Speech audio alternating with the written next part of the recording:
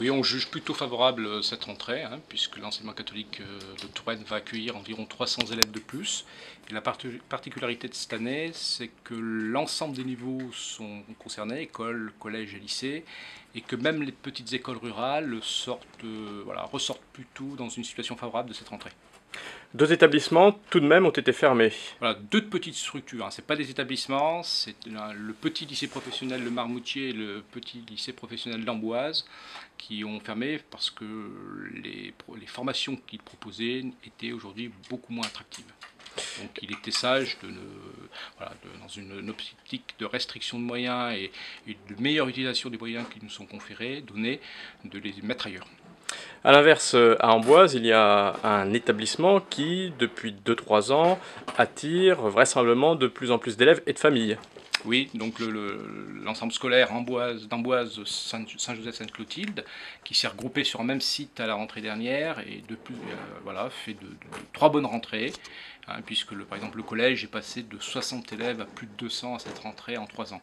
Voilà, donc c'est lié sans doute au dynamisme de la communauté éducative et aux projets qui sont développés au sein de l'établissement. Plus d'élèves donc cette année, environ 200 de plus. Moins de professeurs. Est-ce que vous allez pouvoir tenir encore longtemps ce rythme-là?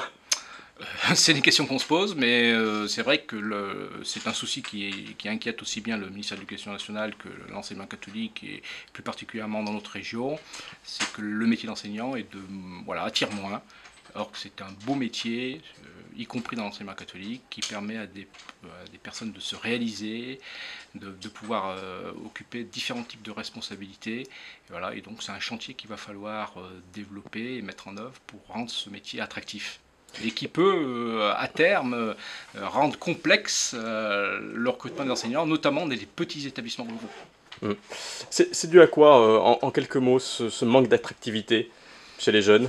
Peut-être l'image liée aux médias, qui ne donne pas forcément toujours une bonne image de la réalité des choses, mais jette son prisme sur quelques établissements ou quelques situations particulières.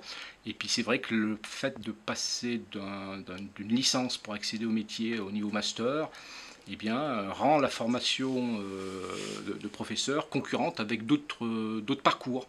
Par exemple, quelqu'un qui fait aujourd'hui des études scientifiques, il va se poser la question, est-ce qu'il vaut mieux que je fasse un master éducation ou une école d'ingénieur?